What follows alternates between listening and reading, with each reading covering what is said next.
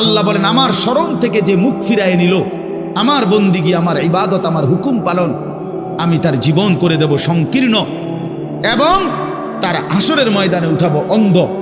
এই জীবন সংকীর্ণ করার একাধিক তাফসির, এর মধ্যে একটা তাফসির হলো এইটা যে আল্লাহ জীবন সংকীর্ণ করে দিবে, মানে তার কবরের মধ্যে তার কবরটাকে একেবারে সংকীর্ণ করে দিবে।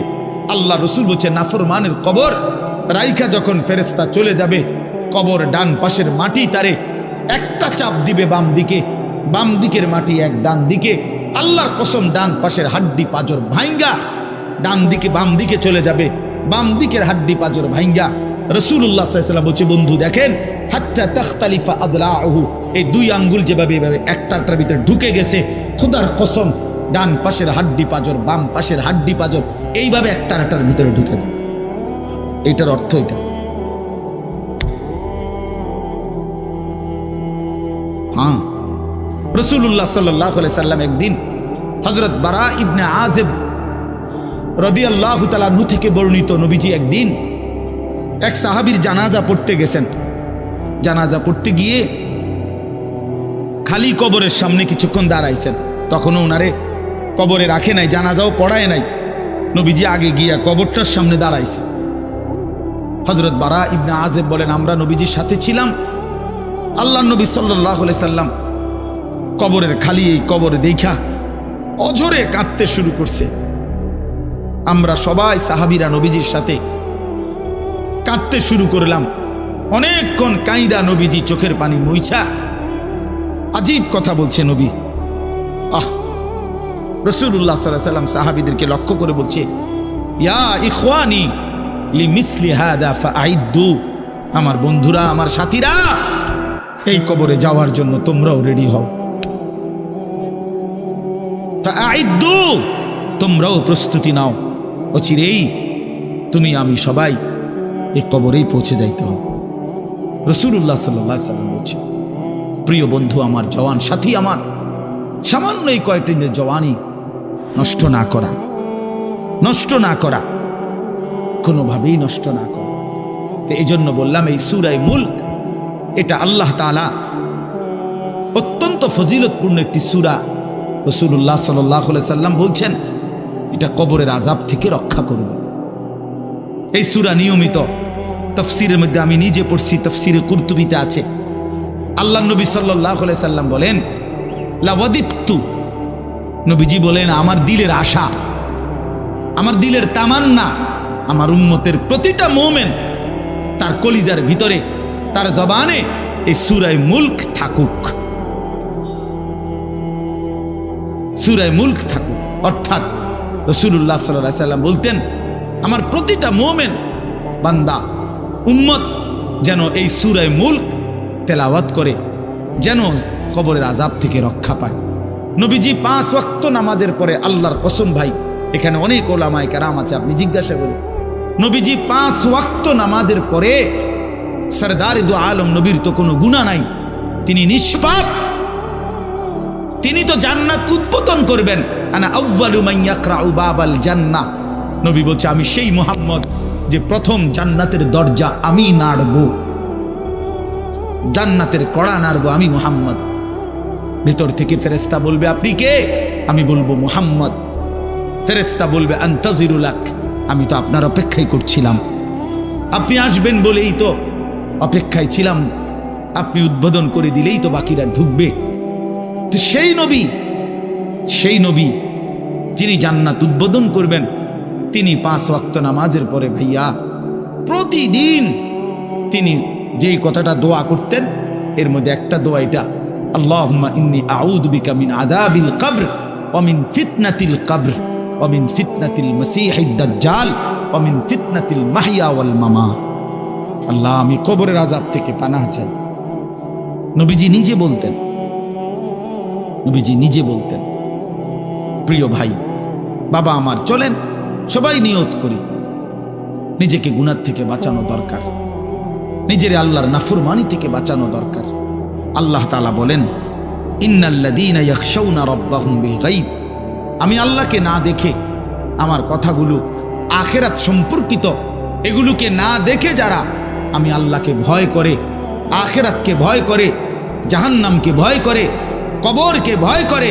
আল্লাহ বলেন, তাফসীরের মধ্যে লিখছে, ভয় করে মানে হলো গুনাহ বর্জন করে। কোন ব্যক্তি আল্লাহকে ভয় করে, খোদার কসম, এই কথার অর্থ হলো গুনাহ ছেড়ে দেয়। যে গুনাহ ছেড়ে দেয় সে আল্লাহকে ভয় করে, যে আল্লাহকে ভয় করে সে গুনাহ ছেড়ে দেয়। কোনো নাফরমান আল্লাহকে ভয় করে না, আল্লাহকে ভয় করলে গুনাহ করতে পারে না। বুঝেন নাই বাংলা কথাটা? এটা কাগজের এই পিঠ ও পিঠ, কাগজের এই পিঠ ওই পিঠ। এই পিঠে যদি লেখা আছে আল্লাহর ভয়, তো ওই পিঠে লেখা থাকবে গুনাহ বর্জন। যে গুনাহ ছেড়ে দেয় সে অটোমেটিকলি আল্লাহকে ভয় করে, যে আল্লাহকে ভয় করে সে গুনাহ বর্জন করে। এজন্য তাকওয়ার অর্থ আল্লাহর ভয়, এটার প্রথম অর্থ হইল গুনাহ বর্জন। মান খাশিয়ার রহমান, আল্লাহকে ভয়, এটার প্রথম অর্থ গুনাহ বর্জন, গুনাহ বর্জন। আমার শায়েখ আল্লামা মুফতি মুশতাকুন নবী সাহেব সব সময় চিল্লায় মাহফিলে, অনেক সময় হাজারি করে বলে যে বাপ, গুনাহ আগুন, গুনাহ আগুন, গুনাহ আগুন। প্রতিটা গুনার পিঠে ওই পিঠে আগুন আছে। নারীর প্রতিটা বেপর্দা দৃশ্যের মধ্যে খোদার কসম আগুন জ্বলে। ওই সিনেমার নর্তকীর শরীরে আগুন জ্বলে, ওই নায়িকার শরীরে আগুন জ্বলে, মোবাইলের ওই অস্থির ছবির মধ্যে আগুন জ্বলে, মদের আড্ডায় আগুন জ্বলে, জুয়ার আড্ডায় আগুন জ্বলে, সুদের টাকায় আগুন জ্বলে, ঘুষের টাকায় আগুন জ্বলে, বেপর্দা নারীর শরীরে আগুন জ্বলে। ওইটা রূপ না, ওইটা আগুন, ওইটা জাহান্নাম, ওইটা জাহান্নাম। আল্লাহ তাআলা বলেন, ইন্নাল্লাযীনা ইয়াখশাউনা রাব্বাহুম বিল গায়ব। আল্লাহ তাআলা বলেন, আমার যে বান্দারা আমার আখিরাত, আমার জাহান্নাম, আমার পরকাল, আমার কবর, এই কথাগুলোকে ভয় করে, আমি আল্লাহকে ভয় করে, না দেখে, না দেখে, আল্লাহ বলেন আমি ওয়াদা দিলাম, লাহুম মাগফিরাতুন ওয়া আজরুন কাবীর, আমি তাদের পেছনের সব গুনাহ মাফ করে দেব, আর আমার সবচেয়ে বড় পুরস্কার জান্নাত দিয়ে দেব। এখানে এটা এমন শব্দ না যে কিছু শব্দ তো আছে একটা শব্দের সাথে আরেকটা বলছে অর্থহীন, যেমন কলম টলম। তো এটা সবাই বুঝে যে টলমের কোনো অর্থ নাই। কাগজ টাগজ, তো কাগজের অর্থ নাই। কিন্তু শিক্ষা দীক্ষা এমন না, শিক্ষা শব্দের উল্টা না। এটা এমন না যে এটা শিক্ষার উল্টা কিছু না, এটা আলাদা শব্দ। শিক্ষা দীক্ষা, যেমন আমরা অনেক সময় বলি যে নামাজ রোজা, লোকটা নামাজ রোজায় ভালো, তো এর দ্বারা কি শুধু নামাজ আর নামাজের উল্টা শব্দ রোজা না? এটা একটা আলাদা কি আমল। নামাজ একটা ইবাদত, তো রোজা একটা ইবাদত। তো শিক্ষা এটা একটা বিষয়, দীক্ষা এটা একটা বিষয়। শিক্ষা তো তালিম, দীক্ষা এটা তরবিয়ত, আখলাক।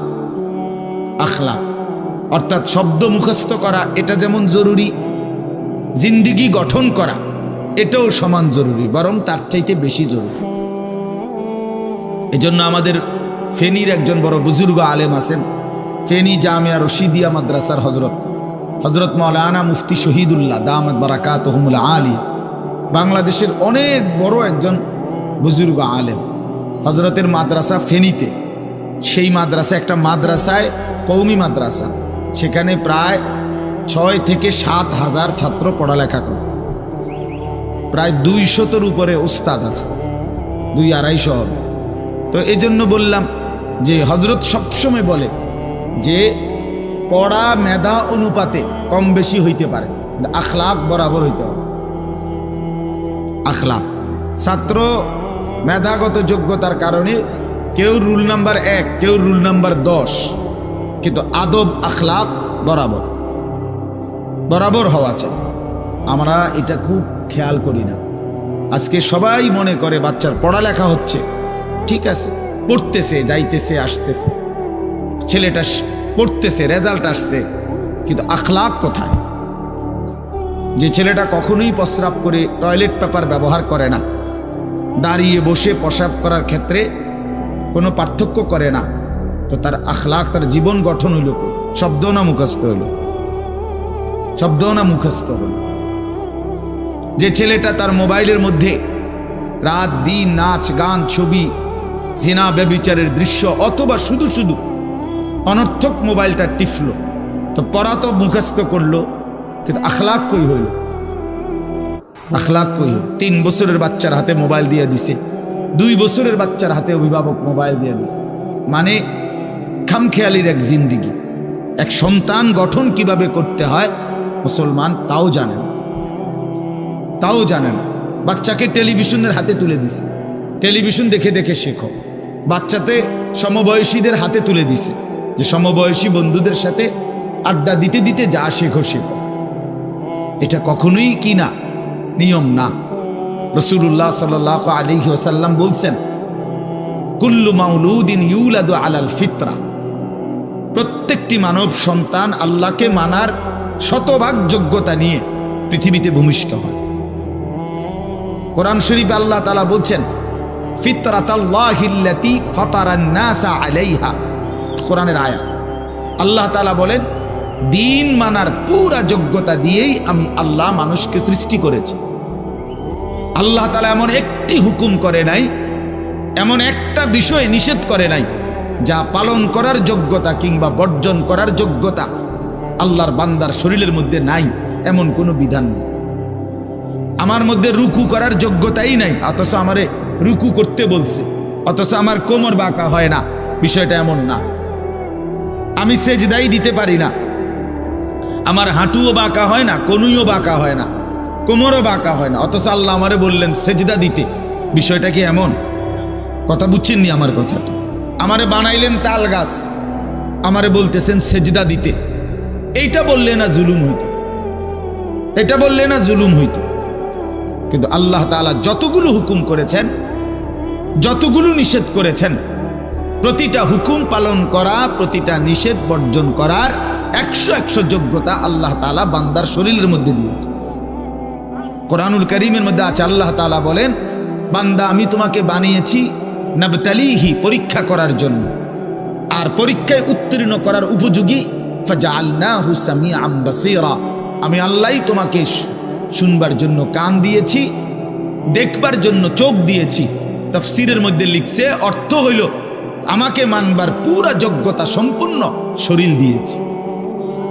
ওযু, গোসল, নামাজ, রোজা, হালাল হারাম, পাক নাফাক সব কিছু বান্দা পালন করতে পারবে এমন যোগ্যতা দিয়ে তারে মানুষ বানাইছে।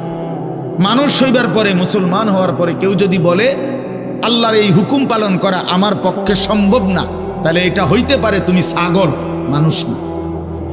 তুমি গরু ছাগল ছাড়া আর কিছু না, তুমি মূলত হাইওয়ান। ইনসান হইলে পারতা, তুমি যদি মানুষ হইতা তো ঠিকই পারতা, তুমি যদি মানুষ হইতা তো পারতা। মূলত তুমি নিজের মানুষ এই পরিচয় ভুলে গেছো। তো এই জন্য বাপ আল্লাহ নবী সাল্লাল্লাহু আলাইহি সাল্লাম বলেন, ফাআবাওয়াহু ইউহাব্বিদানিহি আও ইউনাসসিরানিহি আও ইউমাজ্জিসানিহি, মা বাপ সন্তানকে ইহুদি বানিয়ে দেয়, অথবা খ্রিস্টান বানিয়ে দেয়, অথবা অগ্নি পূজক বানিয়ে দেয়। সরাসরি হাদিস, বাবা মা নষ্ট করে দেয় সন্তান। রাসূলুল্লাহ সাল্লাল্লাহু আলাইহি সাল্লাম বলছে, বাবা মা 3 বছরের বাচ্চাটা ছোট্টবেলা থেকেই ঘরে টেলিভিশন দেখে, রঙিন সিনেমা দেখে, নাটক সিনেমা দেখে, তারে এটা শিখাইবার ক্ষেত্রে কে ব্যবস্থা করে দিল? তার মা বাপ। এ তো 3 বছরের বাচ্চা বাজার থেকে কিনে আনে নাই, টেলিভিশনে এত বড় এটা তো বাচ্চাটা আনে নাই, এটা তো তার অভিভাবক আছে। এই 3 বছরের বাচ্চাটারে কার্টুন দেখার জন্য, গেমস খেলার জন্য এত বড় মোবাইলটা, এটা তো তার বাবাই দিছে, অথবা তার মা, তার দুলা ভাই, তার বড় ভাই, তার চাচা, এমন কেউ একজন তার হাতে তুলে দিছে।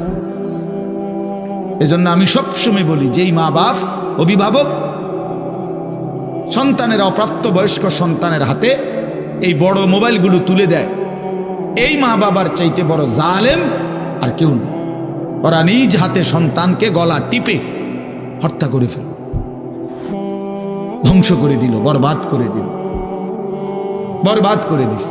অসংখ্য অভিভাবক আমাদেরকেও তো বলে, বাচ্চা হুজুর খায় না, ঘুমায় না, বাচ্চা মোবাইল না দেখতে না দিলে খায়ও না, ঘুমায়ও না, কান্দে, শুধু কান্দে কান্দে। তার এই বদ অভ্যাস কে বানাইল?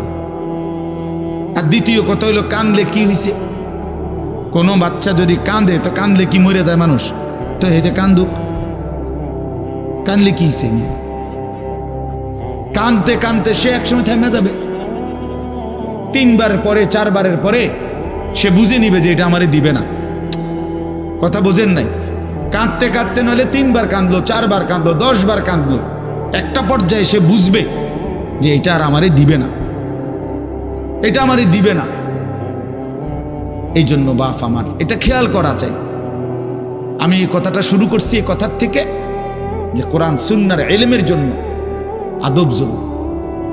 এক তো আপনি শুনলেন প্রতি সপ্তাহে জুমার বয়ান হয়, ইমাম সাহেব কইতে পারবো ইমাম সাহেব কি কয়, আমনে আমনের মতো হুজুর হুজুরের মতো না।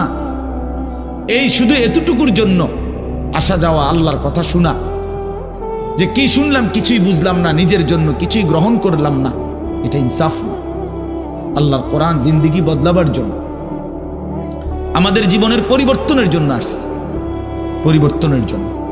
কোরআনুল কারীমের প্রতি অক্ষর নূর, কোরআনুল কারীমের প্রতি অক্ষর হুদান হেদায়েত, কোরআনুল কারীমের প্রতি অক্ষর মাউইজা উপদেশ, কোরআনুল কারীমের প্রতি অক্ষর বুশরা সুসংবাদ, কোরআনুল কারীমের প্রতি অক্ষর বাসায়ের অন্তর্দৃষ্টি সম্পন্ন জ্ঞান, কোরআনুল কারীমের প্রতি অক্ষর আহসানাল হাদিস সর্বশ্রেষ্ঠ কথা, কোরআনুল কারীমের প্রতি শব্দ মুতাশাবিহান সাদৃশ্যপূর্ণ, কোরআনুল কারীমের প্রতি শব্দ মাসানি বারবার তেলাওয়াতকৃত পাঠকৃত। কোরআনুল কারীমের অসংখ্য বৈশিষ্ট্য আল্লাহ তাআলা কোরআনে উল্লেখ করেছেন।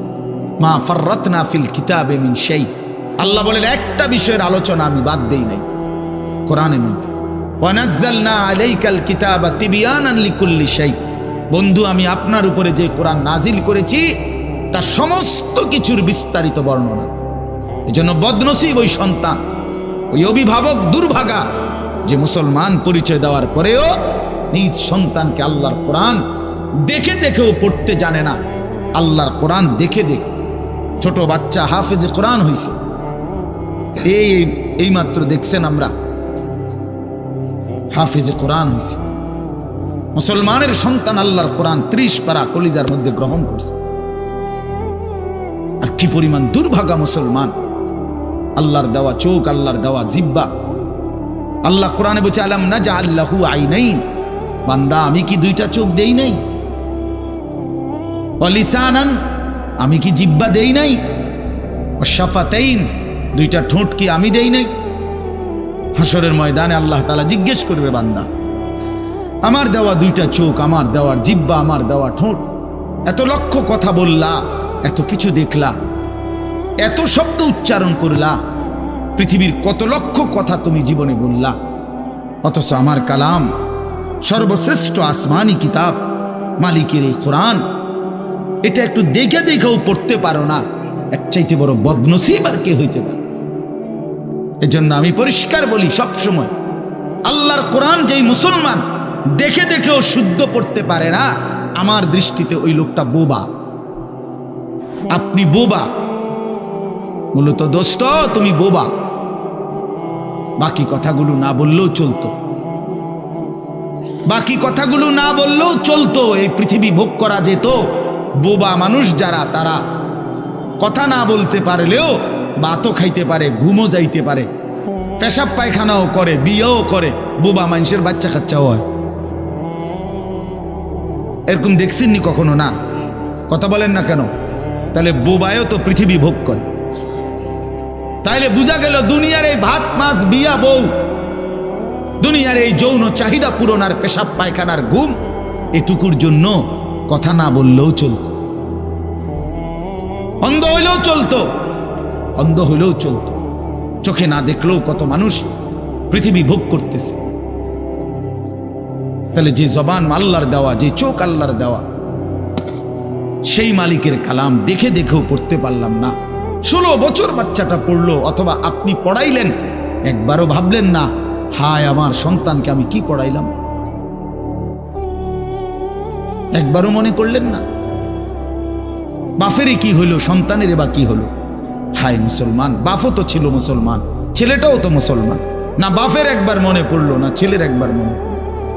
না মায়ের একবার মনে পড়লো, না ছেলেটার একবার মনে পড়ল যে আমার মালিকের কোরআন পড়তে পারি না। পৃথিবীর কত পড়া, দরকারি বেদরকারি মিলাইয়া পৃথিবীর বাকি সমস্ত পড়ালেখার মধ্যে প্রয়োজনীয় অপ্রয়োজনীয় কথার মিশ্রণ। কিছু কথা দরকারি আছে, কিছু কথা বেদরকারি আছে। সমস্ত বাংলা বইয়ের মধ্যে দরকারি কথাও আছে, বেদরকারি কথাও আছে। ইংরেজি বইয়ের মধ্যে দরকারি কথাও আছে, বেদরকারি কথাও আছে। কথা বলেন, হ্যাঁ? রোদ হচ্ছে, বৃষ্টি হচ্ছে, খেকশিয়ালের বিয়ে হচ্ছে, এটা কোনো দরকারি কথা হলো? এটা কিছু শিখার কিছু? এটা হাট্টিমা টিম টিম তারা মাঠে পারে ডিম, এটা কি? এটা কোনো শিখার কিছু? হ্যাঁ, আগডুম বাগডুম গোড়াডুম সাজে। আগডুম কি বাগডুম কি? তার বাপের 14 গোষ্ঠী কইতে পারবো নি আগডুম কি? যে লিখছে এটা অনর্থক কথা। Two little black birds sitting on a wall, one called Peter, one called Paul. দুইটা কাউয়া একটা ওয়ালের মধ্যে বসছে। একটা কাউয়ার নাম হলো পিটার আর একটা কাউয়ার নাম হলো পল।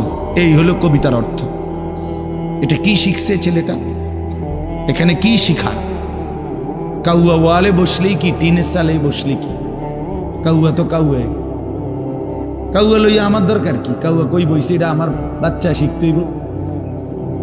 আমি কি কাউয়ার বাচ্চা? বলেন তো কি অর্থ আছে এটাতে? আর এই পিটার পল এটা সম্পূর্ণ কাফেরের নাম। পিটার এই শব্দ, পল এটা খ্রিস্টানদের নাম, কোন মুসলমানের নাম না। এটা মুসলমানের সন্তান এটা শিখবে কেন? উচ্চারণ শিখার জন্য, কিছু শব্দ শিখার জন্য। তো শব্দ শিখার জন্য ইসলামী কোনো শব্দ নাই। আল্লাহ আমাদেরকে বুঝ দান করে। আমি বইয়ে এখানে বই ঠিক করতাম বইছি না, যে বুঝেন না আমার কথাটা? অর্থ এই উদ্দেশ্যটা, তাহলে আমি বই ঠিক করতে বসিনি। অর্থ একটা উদাহরণস্বরূপ বললাম আর কি। আবার দরকারি কথাও আছে। আমাদের দেশে সেই ছেলে কবে হবে, কথায় না বড় হয়ে কাজে বড় হবে। ফাইন কথা। সকালে উঠিয়া আমি মনে মনে বলি, সারাদিন আমি যেন ভালো হয়ে চলি। চমৎকার কথা। বোর হলো দৌড় খোলো কুকুমনি উঠোরে, এগুলো তো অন্যায়। এসব কবিতাও তো না, আমরা আমলে না ডিমি কইতেছি। এখনকার কি আছে আমি জানি না। এগুলো আমার সময়ে পড়ছি আমরা ছোটবেলায় প্রাইমারিতে। যাই হোক বাপ, অর্থ হইল আল্লাহর কোরআন থেকে সন্তানকে বঞ্চিত করেন না। বঞ্চিত আপনাদের কাছে অনুরোধ। এই যে কয়জন বসছেন, জোয়ান ভাই যারা বসছেন, ভাই আমার, স্কুলে পড়েন, কলেজে পড়েন, কোনো অসুবিধা নাই, ঠিক আছে। নতুন করে আবার মাদ্রাসায় ভর্তি হইতে পারবেন না, আমরাও জানি। কিন্তু কোনো একটু সময় বের করে আল্লাহর কোরআন সময় সুযোগ বের করে শেখা সম্ভব। শুক্রবারটা তো অবসর থাকেন, বৃহস্পতিবার বিকাল থেকে তো অবসর থাকেন, শনিবারটা তো অবসর থাকেন। তো একটু আল্লাহর কালাম পড়েন, কোনো একজন আলেমের কাছে, কোনো একজন মসজিদের ইমামের কাছে, কোনো একজন মাদ্রাসার ওস্তাদের কাছে নিজে আলাদা একটু সময় বাইর করেন যে আমার মালিকের কোরআন আমি একটু শুনি, আল্লাহ তাআলার কালাম শুনি। আহা, কোরআনুল কারীমের নূর। এটা যে শুনলো না, সে শুনলোটা কি? সে শিখলো কি, পড়লো কি? মজাই তো পাইলেন। কথা বলার মজাই তো হয় নাই। আমি তো অনেক সময় বলি, আল্লাহর ঘরের কালো গিলাফ আর মদিনার সবুজ গম্বুজ যে দেখে নাই, যেই চোখ, হে দেখলো কি? কালো গিলাফ যে দেখে নাই কাবার, রাসূলুল্লাহর রওজায়ে আতহারের সবুজ গম্বুজের ওই সৌন্দর্য যে দেখে নাই, যেই চোখ, সে জীবনে কি দেখলো? আমার একবার মক্কা শরীফ এক লোক উমরার সময়, বাংলাদেশি এক লোক দৌড়াইয়া আমার আয়সা জড়াইয়া ধরছে, ধরাইয়া কাঁদা দিছে, বলছে হুজুর আমি আপনার এক কথার কারণে হজে আসছি, উমরায় আসছি। আমি বললাম মানে? এই কথাইটা আমি এটা শুনছি আজ আপনি বলছেন যে এই চোখ কাবার কালো গিলাফ দেখে নাই, রাসূলুল্লাহ সাল্লাল্লাহু আলাইহি সাল্লামের রওজায়ে আতহারের সবুজ গম্বুজ দেখে নাই, সে দেখলো কি? আর এটা আমার দিলে লাগছে যে হ্যাঁ ঠিকই তো, আমি আর কি দেখলাম? তাই তো যেই জবান আল্লাহর নামে নিতে জানে না, মালিকের কোরআনই পড়তে জানে না, তুমি পড়লা কি মিয়া? তুমি কি গোড়ার ঘাস কাটলা মিয়া? বাকি সবগুলো পড়া না হলেও দুনিয়া চলতো মিয়া। মূর্খ বকলম, নাম দস্তখত করতে জানে না, টিপসই দেয় এমন হাজারো মানুষ দুনিয়া ভোগ করতেছে। বাড়ি গাড়ি, নেতাগিরি, মাতবুরি, ক্ষমতা, দালান, বিল্ডিং, সবটা দুনিয়া ভোগ করছে, অথচ নামটাও সই দিতে জানে না। এমন নাই? বলেন না এমন নাই? তো সে কোন যোগ্যতায় দুনিয়া ভোগ করছে? সে কিভাবে দুনিয়া ভোগ করতেছে? যদি বলেন সে সমাজে তার কোনো মান সম্মান, আরে না মিয়া, বহুত নেতাদের মাতবর সমাজের, সে তো মূর্খ, টাকার জোরে ক্ষমতা দেখাচ্ছে, এমন মানুষ নাই? তো তাইলে এই জন্য বাপ আবারও অনুরোধ করছি আমি, অর্থ হইল অপমান করা না, জেনারেল শিক্ষা নিষেধ করা না। আমি তো কুমিল্লা ভিক্টোরিয়া কলেজ থেকে মাস্টার্স পাশ করছি, সায়েন্স বিজ্ঞান বিভাগ থেকে দাখিল পাশ করছি। এর মানে এটা বাদ দিতে বলতেছি না, বাদ তো আমি দিছি না, বাদ আপনি দিছেন। কথা বুঝেন নাই? বাদ আপনি দিছেন, আল্লাহর কোরআন বাদ দিছেন, রাসূলুল্লাহ সাল্লাল্লাহু আলাইহি সাল্লামের সুন্নাহ বাদ দিছেন। এতগুলো পড়ছেন, ধন্যবাদ আপনাকে। এটা পড়লেন না কেন? এতগুলো শিখতে পারলেন, এত লক্ষ টাকা খরচ করতে পারলেন, 4 বছরের মেডিকেলের জন্য, 6 বছরের মেডিকেলের জন্য এক বাপ তার ছেলেটার জন্য, মেয়েটার জন্য কত লক্ষ টাকা খরচ করছে, তার কোনো কুল কিনারা আছে মিয়া? তো আপনি পড়ান, কোনো অসুবিধা নাই, কিন্তু আপনি আপনার বাচ্চাটাকে আল্লাহর কোরআন থেকে বঞ্চিত করলেন কেন? নামাজ থেকে বঞ্চিত করলেন কেন? 2টা সূরা পড়তে জানে না, একটা আত্তাহিয়াতু শুদ্ধ করে বলতে পারে না, এটা দোয়ায়ে কুনুত পড়তে জানে না। একজন মুসলমান বেটা, 40 বছর বয়স, লজ্জা থাকা উচিত বেটা, ওই বেটা শরম থাকা উচিত বেটা। কার জমিন খাইতেছ, কার আসমান ভোগ করছো, কার দুনিয়া ভোগ করতেছ? এত বড় মালিকের আসমান ও জমিন ভোগ করে সেই মালিকের সেজদাটাও ঠিক মতো দিতে জানে না, সেই মালিকের নামটাও পড়তে পারে না। এর চাইতে লজ্জার কি হইতে পারে বলেন বাবা? অপমান কি হইতে পারে? আল্লাহ আমাদেরকে বিবেক দান করেন, আল্লাহ আমাদেরকে বিবেক দান করেন। বিবেক থাকা চাই, বিবেক থাকা চাই। কোরআনুল কারীমের মধ্যে আছে, আল্লাহ তাআলা বলছে, একটা সাংঘাতিক কথা আছে কোরআন শরীফে, ফাবিআইয়ি হাদিসিন বা'দাহু ইউমিনুন। আমার দিল নড়ে কোরআনের এই আয়াত শুনলে, কলিজা শুদ্ধা কাইপা ওঠে। আল্লাহ তাআলা কোরআনে বলছে, এই 29 পারার মধ্যেই আছে, সূরা মুরসালাতের মধ্যে আল্লাহ তাআলা বলে, বান্দা 23 বছরে আমি আমার রাসূলের কাছে এই সর্বশ্রেষ্ঠ কিতাব নাজিল করলাম, আমার সবচেয়ে শ্রেষ্ঠতম কথাগুলো আমি তোমাদের জন্য দিলাম। বান্দা, এর চাইতে আর দামি কোন কথা বললে তোমরা আমার কথা মানতা? বুঝেন নাই? ফাবিআইয়ি হাদিস, ফাবিআইয়ি হাদিস। আল্লাহ বলছে, বান্দা এরপরে আর কি বললে, এর চাইতে দামি কথা আর কোনটা বললে, আর কোন কিতাব নাজিল করিলে, আর কেমনে বললে? ফাবিআইয়ি হাদিসিন বা'দাহু ইউমিনুন। আর কিভাবে বললে বান্দা ঈমান আনতা, বিশ্বাস করতা? আকিমুস সালাহ, আকিমুস সালাহ 80 বারের চাইতে বেশি বলছি আমার কোরআনে, আর কতবার বললে আমারে সেজদা দিতা? ইত্তাকুল্লাহ, ইত্তাকুল্লাহ বারবার বলেছি, আল্লাহকে ভয় করো, আর কতবার বললে বান্দা আমারে ভয় করতা? কতবার বলছি? আল্লাহ বলবেন। রাসূলুল্লাহ সাল্লাল্লাহু আলাইহি সাল্লাম বাপ আমার, বন্ধু আমার, নওজোয়ান সাথী আমার, মনে রাখবেন, বিশ্বাস করেন, রাসূলুল্লাহ সাল্লাল্লাহু আলাইহি সাল্লাম হাসরের ময়দানে অসংখ্য উম্মতকে জিজ্ঞেস করবে।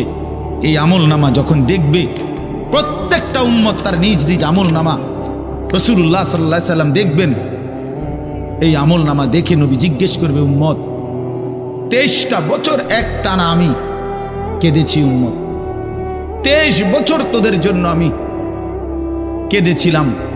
এমনও রাত গেছে, সারা রাত উম্মতের জন্য আমি কেঁদেছি, সারা রাত দোয়া করছি উম্মতের জন্য।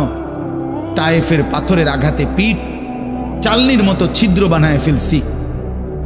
পেটের কষ্টে, ক্ষুধার কষ্টে 14 দিনের চাইতে বেশি পেটে 2টা পাথর বাইদা ক্ষুধার কষ্ট হজম করছি। উহুদের দান শহীদ করা রক্তে আমি বেহুশ হয়ে আমি পড়েছিলাম।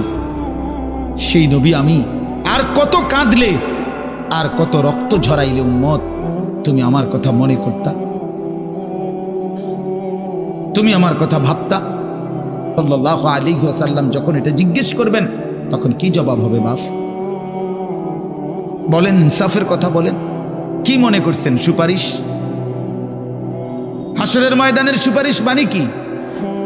মুখে বিড়ি, সিগারেট, চেহারায় রাসূলুল্লাহ সাল্লাল্লাহু আলাইহি ওয়াসাল্লামের সুন্নাত নাই, 50 বছর ধরে সুদের লেনদেন, কোনোদিন 5 ওয়াক্ত নামাজ আদায় করেন নাই, স্ত্রী বেপর্দা, ঘরের মধ্যে প্রতিদিন রঙিন টেলিভিশন চলতেছে। এই অবস্থায় কবরে যাইবেন, আর হাসরের ময়দানে দাঁড়াইলেই নবীজি সুপারিশ করে আপনারে বেহেশত দিয়া দিবেন। বিষয়টা মামুর বাড়ি না, বিষয়টা মামুর বাড়ি মনে করছেন আপনি। এটাকে কি মনে করলেন আপনারা? রাসূলুল্লাহ সাল্লাল্লাহু আলাইহি সাল্লাম সুপারিশ করবেন, এর কোনো নিয়ম কানুন নাই, কোনো বিধি নিষেধ নাই, আইন কানুন নাই। হাউজে কাউসারের পানি, এটা কি 10 টাকার পানির বোতল মনে করছেন? রাসূলুল্লাহ সাল্লাল্লাহু আলাইহি সাল্লাম বলেছেন, 1 ঢোক পানি পান করলে আর কোনোদিন বান্দা তৃষ্ণার্ত হবে না। এতটা আজিমুশান দামি, এমনি এমনি দিয়ে দিবেন? এটা এমনি এমনি দিয়ে দিবেন? দয়া করে ভাবতে শিখেন, নিজের ভালো বোঝেন, নিজের ভালো, নিজের ভালো। আমি যেই সূরাটা পড়ছি, এই সূরাটার নাম হলো সূরা মুলক, 29 নম্বর পারা, কোরআনুল কারীমের 67 নম্বর সূরা। এই সূরাটার নাম হচ্ছে সূরা মুলক। এই সূরার 3টি আয়াত, 12, 13, 14, এই 3টি আয়াত আমি আপনাদের সামনে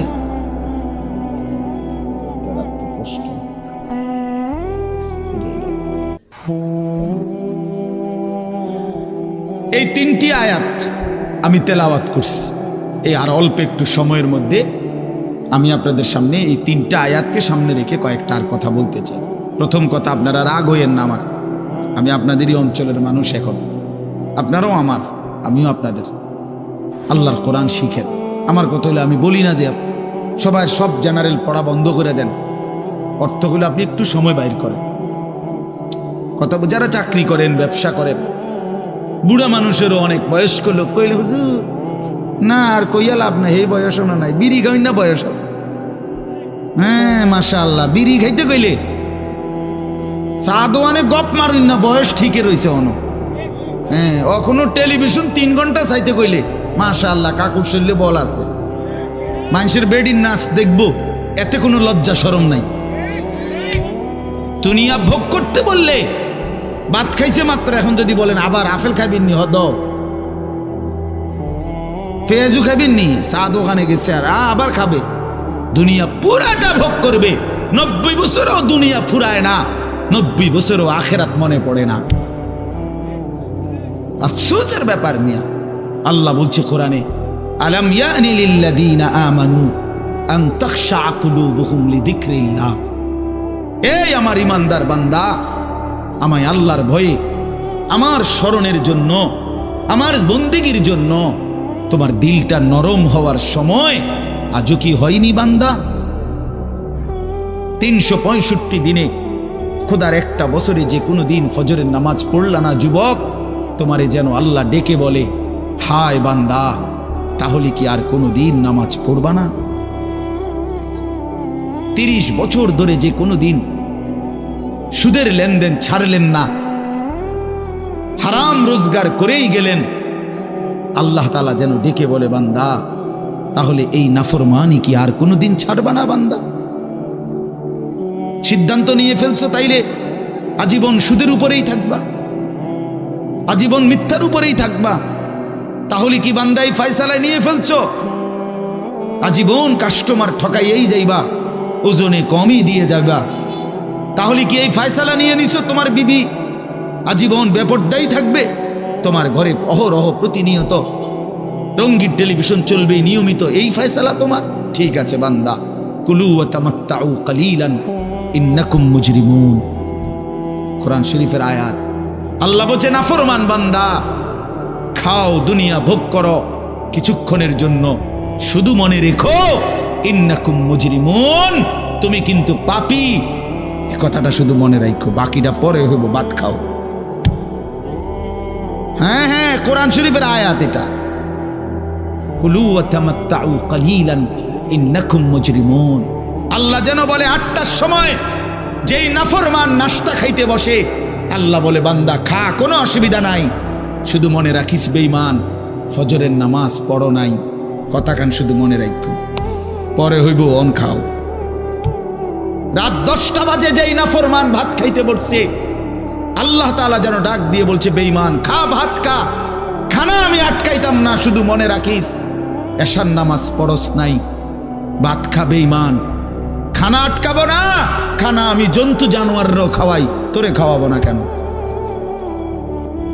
খানা আমি কুকুর বিড়ালরেও খাওয়াই, খানা আমি গরু ছাগলরেও খাওয়াই, তোরে দেব না কেন বান্দা? খা, শুধু মনে রাখবি ইন্না আ'তাদনা লিল কাফিরিনা সালাসিলা ওয়া আগলালাম ওয়া সাইরা। আল্লাহ বলে প্রতিটা নাফরমানের জন্য আমি রেডি রাখছি আগুনের শিকল এবং আগুনের বেড়ি এবং জাহান্নামের আগুন। 1 নাম্বার 70 জিরাআন, 70 হাত লম্বা আগুনের শিকল দিয়ে জাহান্নামীকে হাসরের ময়দানে আল্লাহর ফেরেশতা বাঁধ দিবে। 1 2 নাম্বার 2টা হাত। দোস্ত দেখেন শুধু আমার দিকে, সূরা ইয়াসিনে আছে ইন্না জাআলনা ফি আ'নাকিহিম আগলালান ফাহিয়া ইলাল আদকানি ফাহুম মুকমাহুন।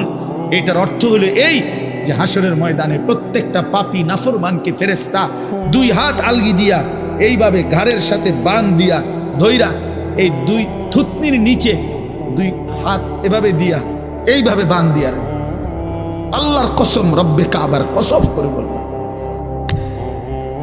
এইভাবে বাঁধ দিবে। আর কোনোদিন বেঈমান চোখটাও নিচের দিকে নামাইতে পারবে না, কারণ এই থুতনি তো উঠাই দিছে উপরের দিকে, এটা দিয়ে ঠেলা দিয়া। এটা অর্থ হলো আগলাল। এই আয়াতের সূরা ইয়াসিনের এই আয়াতের অর্থ এটাই, ইন্না জাআলনা ফি আ'নাকিহিম আগলালান। আল্লাহ বলছে বান্দা আমি দেখাবো। আল্লাহ ডাক দিয়ে বলে ভাই আমারও তোমারও, জওয়ানকেও বুড়োকেও। আল্লাহ বলে বান্দা কি মনে করছো আমি রহমান না? ঠিক আছে, তুমি কি এটা শোনো নাই আমি যে কাহ্হার? তুমি তো শুনছো আমি রাহিম, তুমি কি শোনো নাই আমি জব্বার? আমি যুনতিকাম, আমি প্রতিশোধ গ্রহণকারী, আমি সারিউল হিসাব, দ্রুত হিসাবকারী, আমি জব্বার, আমি প্রবল প্রতাপান্বিত, কাহ্হার, আমি মুতাকাব্বির, আমি বারি। তুমি জানো না? আমার একটা নাম শুনলা, আমার দয়ার নামটা শুনলা, আমি যে শাস্তি দেব সেটা শোনো নাই? কি ভাইয়া, কোরআনুল কারীমের মধ্যে জান্নাতের বর্ণনা যেমন আছে, জাহান্নামের বর্ণনা নাই? কথা বলেন না কেন? তো সেগুলো কার জন্য? সেগুলো কার জন্য? মা সালাকাকুম ফি সাকার ক্বালু লাম নাকু মিনাল মুসাল্লিন। একবারে সোজা বাংলা দেখেন, জাহান্নামী জাহান্নামে চিৎকার করবে, জাহান্নামের ফেরেশতা ডাক দিয়ে বলবে বেঈমান জাহান্নামে কেন আসলি? ক্বালু লাম নাকু মিনাল মুসাল্লিন। নাফরমান বলবে বন্ধু ফেরেশতা ভাই আমি দুনিয়াতে নামাজি ছিলাম না। কি ছিলাম না? সরাসরি কোরআনের আয়াত। আল্লাহ বলেন ওয়াইলুন ইয়াউমাইদিল লিল মুকাদ্দিবিন। সমস্ত মিথ্যাবাদী নাফরমান পাপীদের জন্য সেদিন জাহান্নাম। যদি বলেন কেমন নাফরমান মাওলা? আল্লাহ বলেন ওয়া ইদা কিলা লাহুমুর কাউ লা ইয়ারকাউন। দুনিয়ায় এই নাফরমানকে যতবার বলা হয়েছিল রুকু করতে, সেজদা করতে, নামাজ পড়তে, বেঈমান নামাজ পড়ে নাই, এজন্য জাহান্নাম। কোরআনুল কারীমে আল্লাহ বলছেন কাল্লা ইদা বালাগাতিত তারাকি, নাফরমানের মৃত্যুর সময় যখন আসবে, মালাকুল মউত আজরাইল তারে যখন ডাক দিবে, আইয়াতুহান নাফসুল খাবিসা, প্রতিটা পাপী নাফরমানের জান কবজের সময় আজরাইল যখন ডাক দিয়ে বলবে, হে খবিস আত্মা বের হ, উখরুজি বের হ, আত্মাটা বের হতে চাইবে না। আল্লাহর নবী বলেন, কসম বাবা, নবীজি বলে মালাকুল মউত আজরাইল খপ করে ধইরা কলজা থেকে রুহটা একটা টান দিয়া ছিঁড়া ফেলবে, একটা টান দিয়া ছিঁড়ে ফেলবে। এরপরে রুহুটা কণ্ঠনালীর কাছে এসে আটকায় যাবে। কাল্লা ইদা বালাগাতিত তারাকি, তারাকি মানে কণ্ঠনালী। ফালাউলা ইদা বালাগাতিল হুলকুম ওয়া আনতুম হিনা ইদিন তানজুরুন, এটার অর্থ এটাই। হুলকুম মানে এই কণ্ঠনালী, বের হতে চাইবে না রুহু। আজরাইল তখন ধরে টাইনা হেসরাইয়া ছিঁড়া ছিন্ন ভিন্ন করে বেঈমান নাফরমানের কলজা ছিঁড়ে ফেলবে, রুহু ছিঁড়ে ফেলবে, এরপরে শরীর থেকে বের করে নিয়ে আসবে। আরে বন্ধু, এই কোরআনে আছে, আল্লাহ নিজে বলছে এমন নির্মম মৃত্যু হলো কেন, এই নাফরমানের মউত এত কঠিন হলো কেন, তার কলজা ছিঁড়া ফেলছে, রুহু ছিঁড়ে ফেলছে, এমন মৃত্যু হলো কেন? আল্লাহর কসম বাপ আমারেও বলি, আপনারেও বলি, আল্লাহ কোরআনে সরাসরি বলছে এমন ভয়ানক মৃত্যু হলো কেন, ফালা সাদ্দাকা ওয়ালা সাল্লা, কারণ এই নাফরমান আমি আল্লাহর কথায় বিশ্বাস করে নাই, ওয়ালা সাল্লা, এবং নামাজ পড়ে নাই, নামাজ পড়ে নাই, নামাজ পড়ে।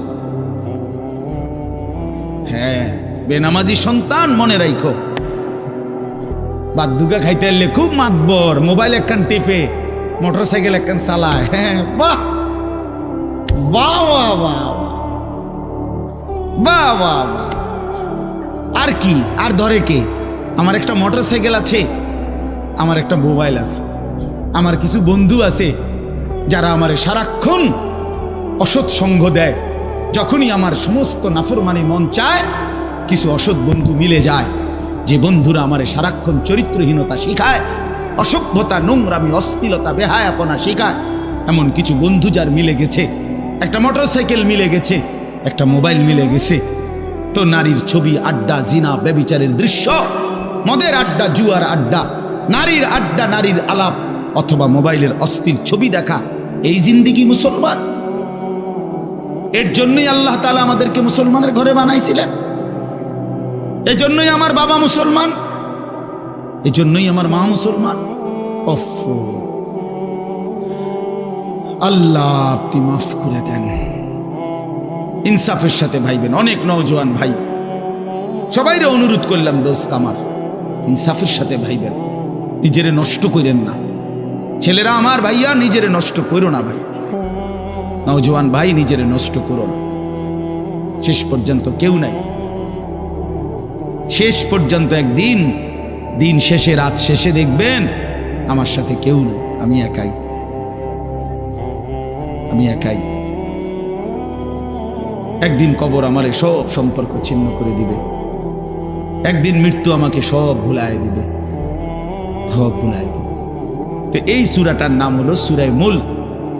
এটা কোরআন শরীফের অত্যন্ত ফজিলতপূর্ণ একটা সূরা, মাত্র 30টা আয়াত এই সূরার মধ্যে। আল্লাহ নবী সাল্লাল্লাহু আলাইহি ওয়াসাল্লাম বলছেন, এই সূরাটি যে নিয়মিত তেলাওয়াত করবে, আল্লাহ নবী বলেন, তুমজিহি মিন আযাবিল কবর, এই সূরা মুলক তাকে কবরের আযাব থেকে রক্ষা করবে। এটাই সূরার ফজিলত। এজন্য আলহামদুলিল্লাহ উলামায়ে কেরাম, আমাদের মাদ্রাসাগুলোর তালিবে ইলম এবং আল্লাহওয়ালা বুজুর্গানে দ্বীন সব সময় রাত্রিবেলা ঘুমের আগেই এই সূরা মুলক তেলাওয়াত করে। এই 4-5 মিনিট সময় লাগে, কিন্তু এই সূরার বড় ফজিলত হলো, আল্লাহ নবী সাল্লাল্লাহু আলাইহি সাল্লাম বলেন, এই সূরা কবরের আযাব থেকে রক্ষা করবে, কবরের আযাব থেকে রক্ষা করবে। আমার ভাই, আমার বন্ধু, রাসূলুল্লাহ সাল্লাল্লাহু আলাইহি সাল্লামের অগণিত হাদিস এই কথার প্রমাণ করে যে কবরে আযাব হবে। হাসরের আযাব তো আছেই, জাহান্নামের আযাব তো আছেই, কবরেও আযাব হবে। মেন বিচার তো হবে হাসরের ময়দানে, তার আগেই আযাব হবে কবরে। আপনারা সহজ বাংলায় বুঝবেন, আসামি যখন ধরে ফেলে, তখন মামলার হিয়ারিং তো চলে, মামলার শুনানি তো চলে, কিন্তু সে কারাগারে ঠিকই আটকায় রইছে। কারাগারের কষ্ট যন্ত্রণা সে হাজতি হিসাবে ভোগ করতে থাকে। আবার যখন মামলার রায় হয় তখন সে আবার আসামির পরে হিসাব পরে, কিন্তু কষ্ট লাঞ্ছনা এটা তো তার শুরু হয়ে যায়। যদিও এখনো বিচার শেষ হয় নাই, বিচার প্রক্রিয়া দিন 10 দিন 50 দিন 20 দিন 1 মাস পর পর মামলার ডেট পরে শুনানি হয়, কিন্তু সে তো থাকে কারাগারে, সে তো থাকে কারাগারে। তো আল্লাহ পাক রব্বুল আলামিন বলেন নাফরমান সে তো হাসরের ময়দানে বিচার হবে চূড়ান্ত, কিন্তু কবর থেকেই আযাব শুরু, কবর থেকেই আযাব শুরু। রাসূলুল্লাহ সাল্লাল্লাহু আলাইহি সাল্লাম খুব বেশি হাদিসের মধ্যে আছে, একজন বিখ্যাত সাহাবী, আপনারা সবাই ওনার নাম জানেন, ইসলামের 3য় খলিফা হযরত ওসমান রাদিয়াল্লাহু তাআলা আনহু। কিতাবের মধ্যে আছে, আমরা নিজে আত-তাযকিরা, আমার কাছে কিতাব আছে আরবি, ইমাম কুরতুবী রাহমাতুল্লাহ লিখিত কিতাব, ওখানে আছে হযরত ওসমান রাদিয়াল্লাহু তাআলা আনহু যখন কোনো কবরের সামনে দাঁড়াইতেন তো প্রচন্ড কাঁদতেন, ভীষণ কাঁদতেন, হাত্তা ইয়াবুল্লা লিহিয়াতাহু, কাঁদতে কাঁদতে উনার দাড়ি ভিজে যেত। তো উনার সাথীরা জিজ্ঞেস করতেন, হযরত আপনি জাহান্নামের কথা বললেও এত কাঁদেন না, অথচ কবর দেখলে এভাবে কাঁদেন কেন? তো তিনি বলতেন, ইন্নাল কবরা আউয়ালু মানাজিল আখিরা, শোনো কবর হচ্ছে আখিরাতের প্রথম ঘাঁটি। ফা ইন নাজা মিনহু ফামা বাদাহু আইসারু মিনহু, যদি কোনো ব্যক্তি এই কবরের ঘাঁটিতে বাইচা যায় পরবর্তী সবগুলো ঘাঁটি তার জন্য সহজ। ওয়া ইন লাম ইয়ানজু মিনহু ফামা বাদাহু আশাদ্দু মিনহু, এই কবরে এই ঘাঁটিতে যে জিততে পারবে না, বাঁচতে পারবে না, তো পরবর্তী সবগুলো ঘাঁটি তার জন্য তার চাইতে বেশি কঠিন। এই কথার কারণে আমি ভয় পাই, কবর দেখলে আমার মনে পড়ে, হায় আমি এই কবরের আযাব থেকে বাঁচবো কিনা, এই ভয়ে আমার কাঁদতে থাকি।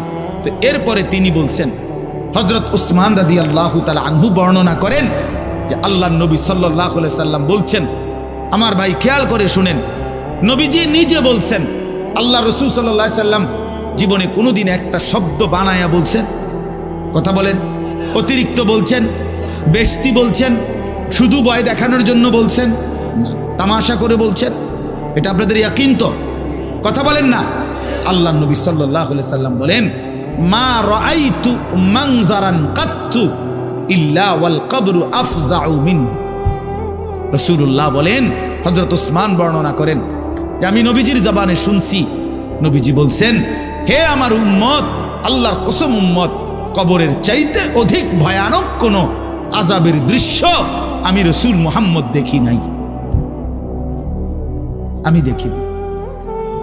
রাসূলুল্লাহ সাল্লাল্লাহু আলাইহি সাল্লাম বলছেন, প্রিয় ভাই আমার, আল্লাহর নবী সাল্লাল্লাহু আলাইহি সাল্লামের সরাসরি হাদিস, যে ব্যক্তি কবরের 3টা প্রশ্নের জবাব দিতে পারবে না, রাসূলুল্লাহ সাল্লাল্লাহু আলাইহি সাল্লাম বলেন আল্লাহ তাআলার পক্ষ থেকে তখন ফেরেশতাদের কাছে ঘোষণা আসবে, আফরিশুহু মিনান নার ওয়ালবাসুহু মিনান নার ওয়াফতাহু লাহু বাবান ইলান নার। আমার এই নাফরমান বান্দার কবরে জাহান্নামের বিছানা বিছিয়ে দাও, জাহান্নামের পোশাক পরিয়ে দাও, আর জাহান্নাম বরাবর তার জন্য কবর থেকে দরজা খুলে দাও। ফেরেশতারা যখন এই কার্যক্রমটা শেষ করবে, প্রথম জাহান্নামের বিছানা বিছায় দিছে, পোশাক পরায় দিছে, জাহান্নাম বরাবর দরজা খুলে দিছে, আল্লাহর নবী সাল্লাল্লাহু আলাইহি ওয়াসাল্লাম বলেন, একজন ফেরেশতা এসে তখন ফায়ুদরাবু লাহু বিমিতরাকাতিন মিন হাদিদিন, নবীজি সাল্লাল্লাহু আলাইহি সাল্লাম বলেন, তখন একটা লোহার হাতুড়ি, লোহার গুর্জ, লোহার হাতুড়ি দিয়ে একজন ফেরেশতা তাকে একটা আঘাত করবে। কি আঘাত? কোথায় আঘাত করবে? সরাসরি হাদিসের শব্দ, বরবাতান বাইনা উযুনাইহি, তার 2 কান বরাবর একটা আঘাত করবে। রাসূলুল্লাহ সাল্লাল্লাহু আলাইহি সাল্লাম বলেন, ফায়াসিহু সাইহাতান, ওই নাফরমান তখন এত জোরে চিৎকার করবে, ইয়াসমাউহা মান ইয়ালিহি ইল্লা সাকালাইন, মানুষ এবং জিন ব্যতীত আল্লাহর সমস্ত সৃষ্টি ওই বেঈমানের চিৎকার শুনতে পাবে। এই কবরের আযাব, ছেলেরা আমার, দোস্ত আমার, বাপ আমার, বন্ধু আমার। আপনি হাসলেও কবরে যাইতে হবে, কাঁদলেও কবরে যাইতে হবে। রাজপ্রাসাদের ওই অট্টালিকাতে যে থাকে সেও একদিন মরে যাবে, জীর্ণ কুঠিরে কুড়ে ঘরে যে থাকে সেও মরে যাবে। জীবনে যে কোনোদিন সুখ দেখে নাই দুঃখের সাগরে, তারও মৃত্যু হবে। জীবনে যে কোনোদিন দুঃখ দেখে নাই সুখের সাগরে ভাসছিল, তারও মৃত্যু হবে, সেও মরে যাবে। কবর নিশ্চিত, কবর নিশ্চিত। অমিন ওয়ারাইহিম বারযাখুন ইলা ইয়াউমি ইউবআসুন। আল্লাহ তাআলা মৃত ব্যক্তিকে বলবে, বান্দা, কোরআন শরীফের আয়াত, এখন থেকে নিয়ে ইসরাফিলের ফুঁতে হাসরের ময়দানে উঠানো পর্যন্ত বারজাখ মানে কবরের জীবনে পড়ে থাকো। ভেবে দেখেন, ভেবে দেখেন, শুধু 1 মিনিট। আমিও ভাবি, আপনিও ভাবেন। হাদিসের মধ্যে আছে, মা বাইনান নাফখাতাইন 40। ইসরাফিল প্রথম ফু দিলে জমিনের সবকিছু মাটির নিচে চলে যাবে। দ্বিতীয় ফু দিলে মাটির নিচ থেকে আবার সবাই উঠে হাসরের ময়দানে দাঁড়াবে। তো নবীজি সাল্লাল্লাহু আলাইহি সাল্লাম বলছে, এই 2 ফুঁয়ের মাঝখানে ব্যবধান হবে 40। তো মুহাদ্দিসিনে কেরাম, ওলামায়ে কেরাম বলেন, কেউ কেউ এই 2 ফুঁয়ের মাঝখানে ব্যবধান হতে পারে 40,000 বছর। তাহলে ধরে নেন, সর্বশেষ যেই লোকটা কবরে গেছে, যদি তার কবরে আযাব হয়, তাহলে তার কবরের আযাব ভোগ করতে হবে 40,000 বছর। এবার বলেন তো, এখন যারা মরতেছে, এবার বলেন তো রাসূলুল্লাহ সাল্লাল্লাহু আলাইহি সাল্লামের জমানায় যারা মারা গেছে, এবার আরো পিছনে যান, ইব্রাহিম আলাইহিস সালামের জমানায় যারা মারা গেছে, এবার আরো পিছনে যান, নূহ আলাইহিস সালামের জমানায় যেই অবিশ্বাসী বেঈমানগুলো মারা গেছে, তারা আজকে কত বছর যাবত কবরে আযাব ভোগ করতেছে। বুঝছেননি আমার কথাটা? হ্যাঁ, কোরআন শরীফে আছে, ওমান আ'রাযা আন যিকরি ফাইন্না লাহু মাঈশাতান যানকা ওয়া নাহশুরুহু ইয়াওমাল কিয়ামাতি আ'মা। আল্লাহ বলেন, আমার স্মরণ থেকে যে মুখ ফিরায় নিল, আমার বন্দিগি, আমার ইবাদত, আমার হুকুম পালন, আমি তার জীবন করে দেব সংকীর্ণ, এবং তার হাসরের ময়দানে উঠাবো অন্ধ। এই জীবন সংকীর্ণ করার একাধিক তাফসির, এর মধ্যে একটা তাফসির হলো এইটা, যে আল্লাহ জীবন সংকীর্ণ করে দিবে মানে তার কবরের মধ্যে তার কবরটাকে একেবারে সংকীর্ণ করে দিবে। আল্লাহ রসুল বলছে, নাফরমানের কবর রাইখা যখন ফেরেশতা চলে যাবে, কবর ডান পাশের মাটি তারে একটা চাপ দিবে বাম দিকে, বাম দিকের মাটি এক ডান দিকে। আল্লাহর কসম, ডান পাশের হাড্ডি পাঁজর ভাঙ্গা ডান দিকে বাম দিকে চলে যাবে, বাম দিকের হাড্ডি পাঁজর ভাঙ্গা। রাসূলুল্লাহ সাল্লাল্লাহু আলাইহি ওয়াসাল্লাম বলছে, বন্ধু দেখেন, হাত্তা তাখতালিফা আদলাউহু, এই 2 আঙ্গুল যেভাবে এভাবে একটাটার ভিতরে ঢুকে গেছে, খোদার কসম, ডান পাশের হাড্ডি পাঁজর, বাম পাশের হাড্ডি পাঁজর এইভাবে একটাটার ভিতরে ঢুকে যায়। এটার অর্থ এটা। হ্যাঁ, রাসূলুল্লাহ সাল্লাল্লাহু আলাইহি সাল্লাম একদিন হযরত বারা ইবনে আযিব রাদিয়াল্লাহু তাআলা আনহু থেকে বর্ণিত, নবীজি একদিন এক সাহাবীর জানাজা পড়তে গেছেন। জানাজা পড়তে গিয়ে খালি কবরের সামনে কিছুক্ষণ দাঁড়াইছেন। তখনও ওনারে কবরে রাখে নাই, জানাজাও পড়ায় নাই। নবীজি আগে গিয়া কবরটার সামনে দাঁড়াইছে। হযরত বারা ইবনে আযিব বলেন, আমরা নবীজির সাথে ছিলাম। আল্লাহর নবী সাল্লাল্লাহু আলাইহি সাল্লাম কবরের খালি এই কবরে দেখা অঝরে কাঁদতে শুরু করছে। আমরা সবাই সাহাবীরা নবীজির সাথে কাঁদতে শুরু করলাম। অনেকক্ষণ কাইদা নবীজি চোখের পানি মুইছা আজীব কথা বলছে নবী। রাসূলুল্লাহ সাল্লাল্লাহু আলাইহি সাল্লাম সাহাবীদেরকে লক্ষ্য করে বলছে, ইয়া ইখওয়ানি লিমিসলি হাদা ফাআইদ্দু, আমার বন্ধুরা, আমার সাথীরা, এই কবরে যাওয়ার জন্য তোমরাও রেডি হও। ফাআইদ্দু, তোমরাও প্রস্তুতি নাও। অচিরেই তুমি আমি সবাই এই কবরেই পৌঁছে যাইতে হবে। রাসূলুল্লাহ সাল্লাল্লাহু আলাইহি সাল্লাম বলছে, প্রিয় বন্ধু আমার, জওয়ান সাথী আমার, সামান্য এই কয়েকটা দিনের জওয়ানি নষ্ট না করা, নষ্ট না করা, কোনোভাবেই নষ্ট না করা। তো এই জন্য বললাম, এই সূরা মুলক এটা আল্লাহ তাআলা অত্যন্ত ফজিলতপূর্ণ একটি সূরা। রাসূলুল্লাহ সাল্লাল্লাহু আলাইহি সাল্লাম বলছেন, এটা কবরের আযাব থেকে রক্ষা করবে। এই সূরা নিয়মিত তাফসীরের মধ্যে আমি নিজে পড়ছি, তাফসীরে কুরতুবীতে আছে। আল্লাহ নবী সাল্লাল্লাহু আলাইহি সাল্লাম বলেন, লাওয়াদিত্তু, নবীজি বলেন আমার দিলের আশা, আমার দিলের তামান্না, আমার উম্মতের প্রতিটা মুমিন তার কলিজার ভিতরে, তার জবানে এই সূরা মুলক থাকুক, সূরা মুলক থাকুক। অর্থাৎ রাসূলুল্লাহ সাল্লাল্লাহু আলাইহি সাল্লাম বলতেন, আমার প্রতিটা মুমিন বান্দা উম্মত যেন এই সূরা মুলক তেলাওয়াত করে, যেন কবরের আযাব থেকে রক্ষা পায়। নবীজি 5 ওয়াক্ত নামাজের পরে, আল্লাহর কসম ভাই, এখানে অনেক ওলামায়ে কেরাম আছে, আপনি জিজ্ঞাসা করুন, নবীজি 5 ওয়াক্ত নামাজের পরে, সরদার দু আলম নবীর তো কোনো গুনাহ নাই, তিনি নিষ্পাপ, তিনি তো জান্নাত উদ্বোধন করবেন। আনা আউয়ালু মান ইয়াকরাউ বাবাল জান্নাহ, নবী বলছে আমি সেই মুহাম্মদ যে প্রথম জান্নাতের দরজা আমি নাড়ব, জান্নাতের কড়া নাড়ব আমি মুহাম্মদ। ভেতর থেকে ফেরেশতা বলবে আপনি কে? আমি বলবো মুহাম্মদ। ফেরেশতা বলবে আনতাজিরু লাক, আমি তো আপনার অপেক্ষাই করছিলাম, আপনি আসবেন বলেই তো অপেক্ষায় ছিলাম, আপনি উদ্বোধন করে দিলেই তো বাকিরা ঢুকবে। তো সেই নবী যিনি জান্নাত উদ্বোধন করবেন, তিনি 5 ওয়াক্ত নামাজের পরে ভাইয়া প্রতিদিন তিনি যেই কথাটা দোয়া করতেন, এর মধ্যে একটা দোয়া এটা, আল্লাহুম্মা ইন্নী আউযু বিকা মিন আযাবিল কবর ওয়া মিন ফিতনাতিল কবর ওয়া মিন ফিতনাতিল মাসীহিদ দাজ্জাল ওয়া মিন ফিতনাতিল মাহইয়া ওয়াল মামাত। আল্লাহ, আমি কবরের আযাব থেকে পানাহ চাই। নবীজি নিজে বলতেন। প্রিয় ভাই, বাবা আমার, চলেন সবাই নিয়ত করি, নিজেকে গুনাহ থেকে বাঁচানো দরকার, নিজের আল্লাহর নাফরমানি থেকে বাঁচানো দরকার।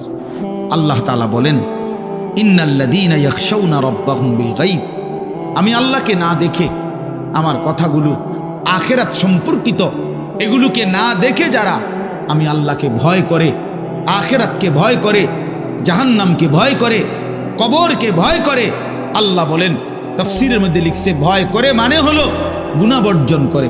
কোন ব্যক্তি আল্লাহকে ভয় করে, খোদার কসম, এই কথার অর্থ হলো গুনাহ ছেড়ে দেয়। যে গুনাহ ছেড়ে দেয় সে আল্লাহকে ভয় করে, যে আল্লাহকে ভয় করে সে গুনাহ ছেড়ে দেয়। কোন নাফরমান আল্লাহকে ভয় করে না, আল্লাহকে ভয় করলে গুনাহ করতে পারে না। বুঝেন নাই বাংলা কথাটা?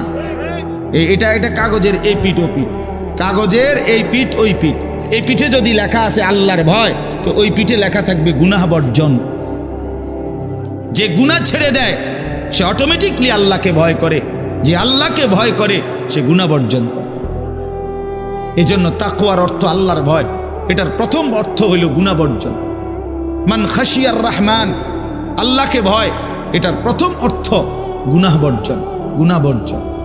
আমার শায়েখ আল্লামা মুফতি মুশতাকুন নবী সাহেব সব সময় চিল্লায় মাহফিলে, অনেক সময় হাজারি করে বলে যে বাপ, গুনাহ আগুন, গুনাহ আগুন, গুনাহ আগুন।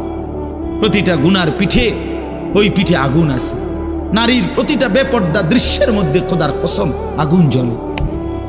ওই সিনেমার নর্তকীর শরীরে আগুন জ্বলে, ওই নায়িকার শরীরে আগুন জ্বলে, মোবাইলের ওই অস্থির ছবির মধ্যে আগুন জ্বলে, মদের আড্ডায় আগুন জ্বলে, জুয়ার আড্ডায় আগুন জ্বলে, সুদের টাকায় আগুন জ্বলে, ঘুষের টাকায় আগুন জ্বলে, বেপর্দা নারীর শরীরে আগুন জ্বলে। ওইটা রূপ না, ওইটা আগুন, ওইটা জাহান্নাম, ওইটা জাহান্নাম। আল্লাহ তাআলা বলেন, ইন্নাল্লাযীনা ইয়াখশাউনা রাব্বাহুম বিল গায়ব, আল্লাহ তাআলা বলেন আমার যে বান্দারা আমার আখিরাত, আমার জাহান্নাম, আমার পরকাল, আমার কবর, এই কথাগুলোকে ভয় করে, আমি আল্লাহকে ভয় করে, না দেখে আল্লাহ বলেন আমি ওয়াদা দিলাম, লাহুম মাগফিরাতুন ওয়া আজরুন কাবীর, আমি তাদের পেছনের সব গুনাহ মাফ করে দেব, আর আমার সবচেয়ে বড় পুরস্কার জান্নাত দিয়ে দেব। এরপরে আল্লাহ বলেন, ওয়া আসিররু কাওলাকুম আবিজহারু বিহি ইন্নাহু আলিমুম বিজাতিস সুদূর। মানুষের তিনটা অবস্থা কথার ক্ষেত্রে, মানুষ তার অভিব্যক্তির ক্ষেত্রে তিনটা অবস্থা হয়। মানুষ কখনো জোরে কথা বলে, মানুষ কখনো আস্তে কথা বলে গোপনে, আর কখনো মানুষ অন্তরে জল্পনা কল্পনা করে, ঠিক না? এই তিনটাই অবস্থা। তো আল্লাহ তাআলা বলেন, এনে একটা ছোট্ট তাফসীরের মধ্যে আছে, মক্কার কুরাইশরা, কাফেররা নবীজির বিরুদ্ধে দিবানিশি ষড়যন্ত্র করত, বুঝছেন? তো ষড়যন্ত্র করতে বইলে মাঝে মধ্যে এই বেকুবরা বইলে কইতো, আস্তে আস্তে কো বেড়া, আসিররু, আস্তে কথা বলো, কাই লা ইয়াসমা রব্বা মুহাম্মদ, মুহাম্মদের খোদা যেন শুনতে না পায়। শুনলে কি অসুবিধা হইব? হেরাই বলতো শুনলে জিবরাইলের কাছে কইয়ে দিব, হে আবার মুহাম্মদের কাছে এসে করবো, এক্কারে ফেঁসে করবো। হ্যাঁ, তাফসীরের মধ্যে আছে। আল্লাহ তাআলা বলেন, হায় হায় রে বেওকুফ, কি বললি, কি ভাবলি, আল্লাহরেই চিনলি না, আল্লাহকেই চিনলি। হ্যাঁ, অনেক নওজোয়ান বেচারা ইয়ারফোন লাগাইলে মনে করে কেউ শুনে না, না ইয়ারফোন লাগাইলেছে আর কি, বুঝেন না? কানের মধ্যে দুইটা বল্টু লাগাইছে, খালাস, আর তো দুনিয়ার কেউ শুনে না। আরে না ফরমান, দুনিয়ার কেউ শুনে না সেটা তো কথা না, আর শাজিমের মালিক তো শুনে। ও আসিররু কাওলাকুম আবি জাহারু বিহি, রব্বুল আলামিন বলেন, তোমরা যদি আস্তে কথা বলো, আবি জাহারু বিহি, যদি জোরেও কথা বলো, ইন্নাহু আলিমুম বিদাতিস সুদূর, আল্লাহ বলে শুধু এই দুইটা না বান্দা, আস্তে বলো, জোরে বলো, অথবা অন্তরের ভিতরে যা লুকায়িত করো, আমি আল্লাহ সবটাই পুরাপুরি জানি। এরপরে শেষ অসাধারণ একটা যুক্তি আল্লাহ দেখাইছে, এই শেষ কথা আমার, আলা ইয়ালামু মান খালাক, আজীব কথা। আল্লাহ বলে, আচ্ছা বান্দা, তোমার আমি একটা কথা জিজ্ঞাই, তুমি আমার কথাটার উত্তর দাও। এর কথা কি তুমি বুঝো না যে আলা ইয়ালামু মান খালাকা, যে সৃষ্টি করলো, যে বানাইলো, তিনি জানবে না, তিনি বুঝবে না, তিনি শুনবে না, এটা তুমি কেমনে ভাবলা? তুমি কও, তোমার বিবেকে কি কও? এতটি ভাত খাইয়া বুঝিয়ে কথাটা বুঝলা না, এতদিন দুনিয়ার থেকে বুঝিয়ে কথাটা বুঝলা না। আলা ইয়ালামু মান খালাক, এই তৃতীয় আয়াত।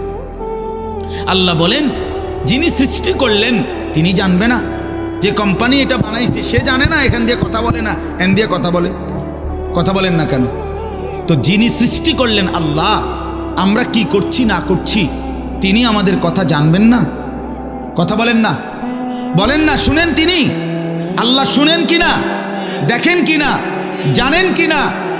ওহুয়াল লতীফুল খবীর, আল্লাহ বলেন তিনি সূক্ষ্ম থেকে সূক্ষ্ম, বিন্দু থেকে বিন্দু সেটাও জানেন। খবীর, পুরা সৃষ্টির খবর একসাথে তিনি পূর্ণ রাখেন। এজন্য দোস্ত আমার, রাত 2টা বাজে, নওজোয়ান মনে করছে চারিদিকে কেউ জেগে নাই, সবাই ঘুমায় গেছে, এজন্য সে মোবাইলের উলঙ্গ ছবি দেখছে। আল্লাহ ডাক দিয়া বলে, আনিস আমি আছি। মালিক ডাক দিয়া বলে, আলাম ইয়ালাম বিআন্নাল্লাহা ইয়ারা, তুমি কি এই ভেবেছো তুমি জানো না বান্দা, আমি যে সারাক্ষণ তোমাকে দেখি। আল্লাহ তাআলা রাতেও দেখে, দিনেও দেখে, একাকীও দেখে, প্রকাশ্যও দেখে, অন্ধকারেও দেখে, আলোতেও দেখে।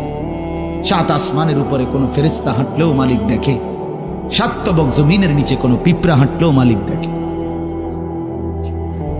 আটলান্টিক মহাসাগরের যে প্রাণী গভীর তলদেশে, আল্লাহ তাকেও দেখে। হিমালয়ের সুউচ্চ চূড়ায় যে প্রাণী, আল্লাহ তাকেও দেখে। ওয়া ইয়ালামু মা ফিল বাররি ওয়াল বাহর, জলে স্থলে যা আছে আল্লাহ বলেন সব তিনি জানেন। ওয়া মা তাসকুতু মিন ওয়ারাকাতিন ইল্লা ইয়ালামুহা, একটা গাছের পাতাও যদি পড়ে আল্লাহ বলেন আমি তাও জানি। ওয়ালা হাব্বাতিন ফি যুলুমাতিল আরদ, মাটির তলদেশে যেই চারা দানা বীজ তোমরা বপন করছো, আল্লাহ বলে কোন দানা কোন চারা আমি তাও জানি। ওয়ালা রতবিন ওয়ালা ইয়াবিসিন, শুকনায় কি আছে ভিজাতে কি আছে আমি সব জানি। ইল্লা ফি কিতাবিম মুবিন, ওহ মালিক বলে শুধু জানি না রে বান্দা, আমি সব কিছু আমার তাকদীরে লৌহে মাহফুজের মধ্যে স্পষ্ট করে লিখে রেখেছি। অতএব বাপ আমার, বন্ধু আমার, দয়া করে মেহেরবানি করে এই মাহফিলগুলো আসলে আপনাদের কাছে কোনো 23 বছরের পুরা ইসলাম বুঝানো, একদিনে 1 ঘন্টা, এটা না। অর্থ হলো বিবেকটা জাগানো, অনুভূতিটা একটু জাগানো, ঠিক না? একটু যেন মানসিকতাটা বাড়ে, একটু মানসিকতাটা যেন পারে। দুনিয়া ভুলেন, আখেরাত ফিকির করে, আখেরাতের ফিকির করে, আখেরাতের ফিকির করে। যুবক ভাই নিজের ক্ষতি করেন না, নওজোয়ান ভাই নিজের ক্ষতি করেন। আল্লাহর ওয়াস্তে ভাইয়া, চরিত্রহীনতার এই জিন্দেগি সুখ দেয় না।